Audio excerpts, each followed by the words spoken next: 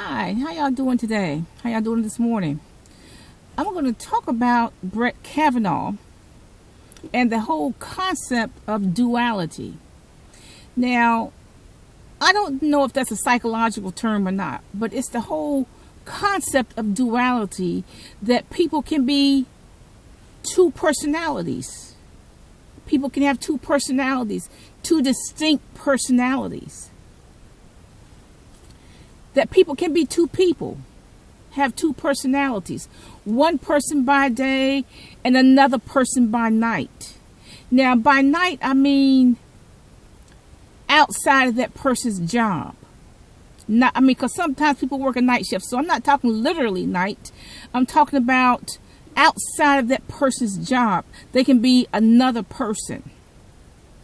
Now, this is a historical fact in the annals of human history, that people can be two people. In my hometown, there was a person who was a fireman by day and an arsonist by night, or apart from his job. One can be a doctor or an actor and be a serial killer like Jack the Ripper. In the modern day, you can be how about an Emmy-winning actor like Bill Cosby and a rapist by night? And like I said, when I talk about at night, I'm not talking about literally night. I'm talking about outside of that person's job, regular job. One can be a nurse by day and a killer of patients by night. That is documented. Clarence Thomas was what? A judge or a lawyer by day and a pornographer by night. That was his other alter ego. Now, in my college days, I knew a person who was a student by day and a psychopath by night, if you will. Okay? Other than being a student, he was a psychopath. He truly had two distinct personalities. A student by day and a psychopath otherwise. How he got through 4 years of college, I'll never know. How he even got through life, I don't even know. Unfortunately, he's still living. And I would not recommend any woman get involved with a person who has a dual personality. But unfortunately, he's still living. But, he was a student by day, a psychopath by night. And you know what? If you're a psychopath at 20 or 21 or 17 or 18, you're a psychopath in your 40s and 50s and even 60s.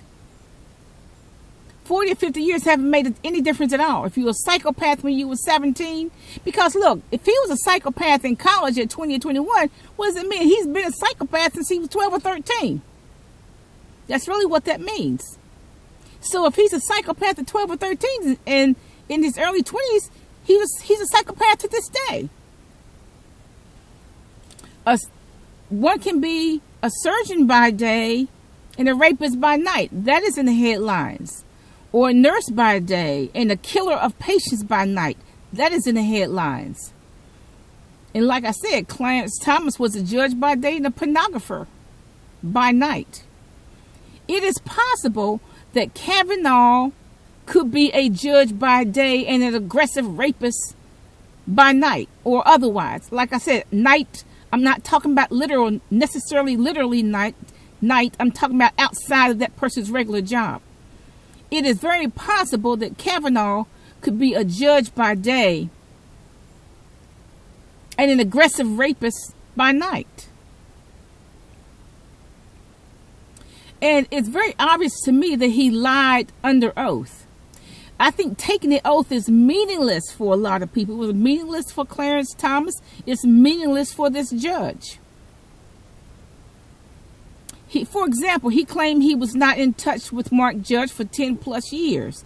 Yet he knows very intimate things about Mark Judge. He knows he was an alcoholic. He knows he's had leukemia. He went through depression. He was near death. Those are very intimate, detailed facts to know about a person that you hardly see. Now, a lot of people that I know, I wouldn't call them friends, but a lot of people that I knew when I was a teenager have died, and I don't even know the exact cause of death. In fact, most of them, I don't even know the cause of death. I haven't been in touch with them 30, 40 years, okay? Now, a fourth and fifth victim has come out, okay?